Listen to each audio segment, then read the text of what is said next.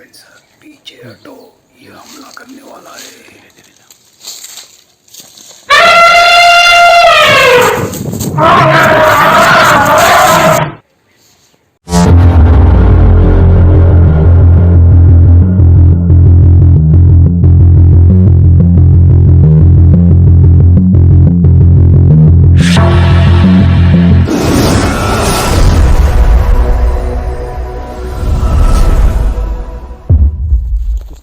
दांडेली शहर के industrial area, जिसके पीछे एक खेती है 15 एकड़ की, और इनके मालिक है ईसा जी। और आप देख रहे हैं ये हाथियों का हमला उनके खेत में। बने रहिए वीडियो में, आपको भरपूर एडवेंचर का सामना करना पड़ेगा। खूबसूरत जीव है ये, और ऐसा बड़ा रेयरली होता है कि आप इस ढंग का जानवर लाइव देख सकें। अस्सलाम वालेकुम, नमस्ते, सत श्री अकाल। तो आज हम जो वीडियो आपके सामने प्रस्तुत कर रहे हैं वो किसी सांप के बारे में नहीं है। यहाँ पर एक ऐसे एनकाउंटर के बारे में हम बता रहे हैं जो कि हर किसी एनिमल लवर का सपना होता है। इनका वो सपना पूरा हो चुका है। तो दांडेली जो है आसपास बहुत ही घने जंगलों से घिरा हुआ एक विलेज है, यानी कि एक शहर है। तो यहाँ पर एक इंडस्ट्रियल एरिया है। तो वो हमारे एक मित्र का इंडस्ट्रियल एरिया में खेती है 10 से 15 एकड़। तो ईसा जी उनका नाम है। तो वहाँ पर हाथियों का हमला हुआ, और उन हाथियों के हमलों के बीच में हमारे प्रवीण सर और उनके मित्र मौजूद थे। तो वहाँ पर ये इनके साथ में कैसा हाथियों के साथ एनकाउंटर हुआ, अभी हमारे प्रवीण कपूर सर बताएंगे। तो आप प्रवीण कपूर से सुनिए, उसके बाद में और उसके बारे में हम जानकारी देंगे।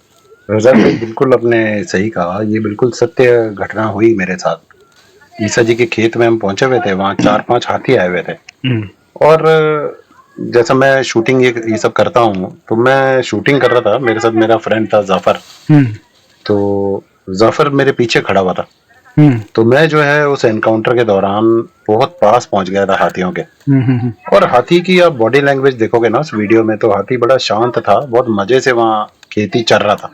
जैसे उसको बड़ी इजीली कोकोनट ट्रीज मिल गए और केले के पेड़ मिल गए, तो उन्हें वो पैर से तोड़ के उसके अंदर जो सॉफ्ट वुड होती है वो दांत से छील के मजे से खा रहा था। वही मैंने वीडियो में देखा कि किस तरीके से वो जो नारियल का तना होता है उसको पूरा छिला हुआ था दांत से छील दांत से।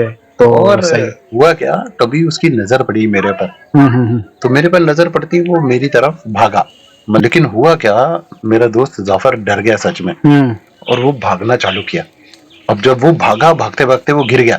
तो वो इंटरेस्ट हाथी में पैदा हुआ, मजा वो अपने एंजॉय के लिए और पीछा लग गया। ऐसा हुआ। तो उस चक्कर में फिर अब मेरा दोस्त जब गिरा तो मैं भी भाग के उसको उठाया और हम वहां से उस स्पॉट से निकल लिए। तो जैसे ही हाथी इनको पीछा लगा, इनकी तरफ अटैक किया, वो फुटेज हमारे पास है। पहले वो फुटेज देखिए, क्या हुआ था, क्या करना इन्हें नहीं चाहिए था।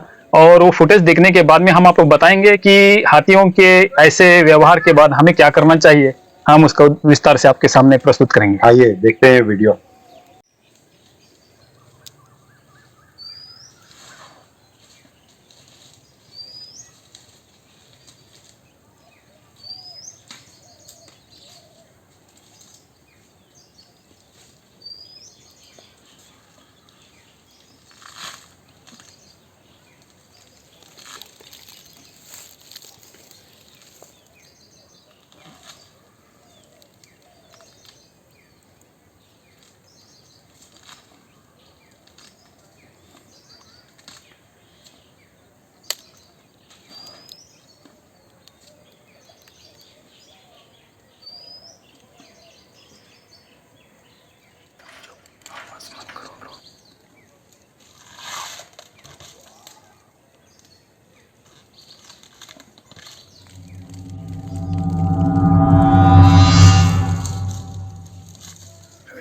पीछे हटो, ये हमला करने वाला है।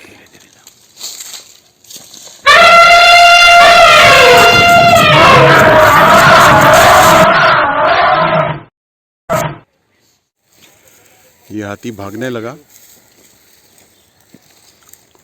तो हमारे मोजेस भाई भी भाग के आ गए यहाँ पे। ये डैनियल भाई हैं। तो वाइल्ड एलिफेंट का भरोसा नहीं होता है, बहुत डेंजरस एनिमल है ये। ये देखिए। तो दोस्तों देखिए अपने वीडियो, क्या रोमांचक वीडियो है। और आज रजाक भाई हमारे साथ हैं जो डांडेली के वाइल्ड लाइफ रेस्क्यूअर हैं। तो अच्छा लग रहा है। तकरीबन हाँ अच्छा लग रहा है, और तकरीबन हम दोनों साथ रहते हैं और काफ़ी बातें आपस में हम लोग डिस्कस करते हैं। तो आज हम डिस्कस कर रहे थे आप लोगों के लिए। तो रजाक भाई, ये वीडियो देखी सबने, दर्शकों ने, आपने भी देखा। अगर ऐसा वाकई में किसी के साथ हो जाए जंगल में, जो कि हो गया है। जो कि हो गया तो करना क्या चाहिए एक व्यक्ति को, ये बताइए आप। वाकई में ऐसा हुआ, लेकिन उनको पता नहीं था जफर को कि उस वक्त क्या करना चाहिए। वो अनजान था हाथी से और जंगल के वातावरण से। तो ऐसा हुआ। तो उस वक्त आपको इसके बारे में नॉलेज था, मुझे पता है, लेकिन आप दर्शकों को बताने के लिए यहाँ जी। पर ये प्रोग्राम रखे हुए हैं। तो मैं चाहता हूँ कि दर्शक अच्छे से सुने और इसको अमल में लाए। उस वक्त क्या करना चाहिए कि जब हाथी आपको दिखाई दे, मतलब पहले तो हमें ये नहीं करना चाहिए कि उसके नजदीक जाएं। हमें 50 मीटर की दूरी को अपने मेंटेन करके रखना चाहिए और मर्यादा में रहना चाहिए कि ये जो जंगल है ये हाथी का घर है, उससे वो वाकिफ होता है। और हाथी जो है जब शहर में आता है वो तो बिचका हुआ रहता है, डरा हुआ रहता है कि उसको जल्द से जल्द अपने खाना खाना है और यहाँ से निकल देना इंसानों के आने के पहले। और इंसान आने के बाद हाथियों का यहीं आए हुए नहीं रहते। हाथी जंगल के नजदीक गांव होते हैं, वहां से गुजर के आए हुए होते हैं। वहां पर उनका इंसानों से एनकाउंटर हुआ होता है, कुछ अच्छा कुछ बुरा अनुभव लेके वो आए हुए होते हैं हमारे पास, तो इसलिए वो डरे हुए होते हैं। उस वक्त हमें सावधानी बरतनी चाहिए, हाथी के ज्यादा नजदीक नहीं जाना चाहिए।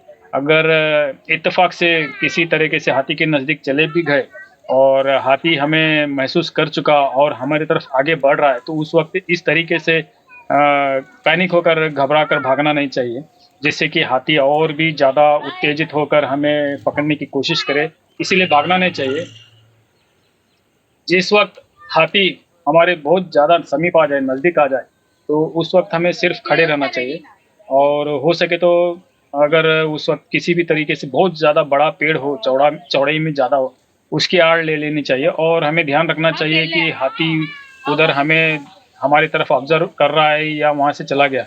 अगर हाथी वहां से चला जाए तो आप धीरे से वहां से निकल जाइए।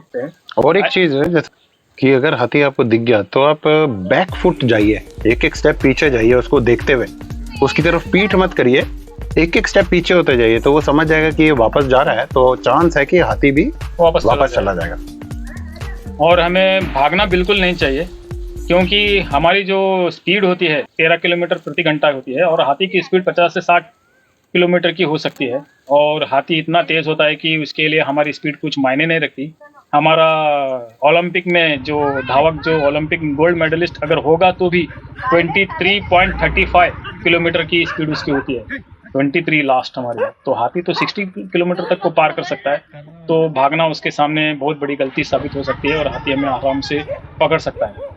कि अगर हाथी बहुत ही नजदीक आ जाए, सपोज आप बैक फुट हुए तब भी वो आपके नजदीक आया, और आप जो छुपे थे पेड़ के पीछे या पत्थर के पीछे, लेकिन तब भी वो गया नहीं, और ऐसा सामना हो जाए कि एकदम आपके सामने है, तो सर का कहना है कि जब हाथी एकदम सडनली आ गया और हमारे पास कोई चारा नहीं है वहां से भागने के अलावा, तो भी हमें भागना नहीं चाहिए।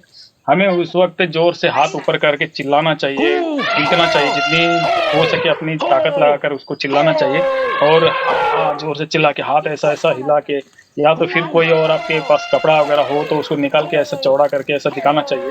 शर्ट अगर हो हमारा तो उसको हिलाने से हाथी हमें कुछ भयानक जानवर या कुछ अलग ही शख्सियत समझकर पीछे हटने की संभावना हो सकती है। इसके आगे जो भी करना है वो कुदरत करेगी, हमारी किस्मत होगी तो हम बच सकते हैं। तो ये सब हमारा प्रोटोकॉल्स को ध्यान में रखेंगे तो हम जंगल से सुरक्षित बच के आ सकते हैं। यही मैं बताना चाहता था। तो यही मैं आप सबसे बताना और बहुत सारे वीडियो बना के आपके सामने प्रस्तुत करता रहूँगा, ताकि आपका नॉलेज का जो दायरा है वो बढ़ता जाए। तो आप मेरे इसीलिए चैनल को सब्सक्राइब कीजिए, बेल आइकन जरूर दबाइए, ताकि हर वीडियो का नोटिफिकेशन आपको मिलता रहे। और प्रवीण कपूर सर का एक चैनल है, चलिए आप बताइए अपने चैनल के बारे में। मेरे चैनल का नाम है life you only live once. मेरा ये मानना है कि इस धरती पे जो हम आए हैं ये हमारा आखिरी चांस है इस प्लेनेट पर, ना ही ऐसा कोई दूसरा प्लेनेट है, ना ही आपको अगला जन्म मिलेगा इस तरह से मानव जन्म। तो जब तक आप हैं अच्छे काम कीजिए, नेचर को बचाइए। कल को जो हमारे आने वाले बच्चे हैं वो हमें गालियां ना निकाले कि हमने इस धरती को गंदा कर दिया, प्लास्टिक फैला के इसके जानवरों को हमने मार दिया, सिर्फ उनको किताबों में ना ये देखने को मिले, पेड़ पौधे जानवर जो हम अब देख रहे हैं।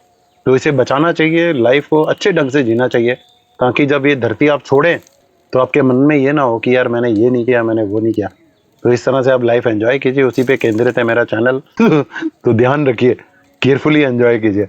इसी के साथ हम यही कहते हुए आपसे विदा लेते हैं। Save nature, save snake, save animal. Thank you. Thank you very much.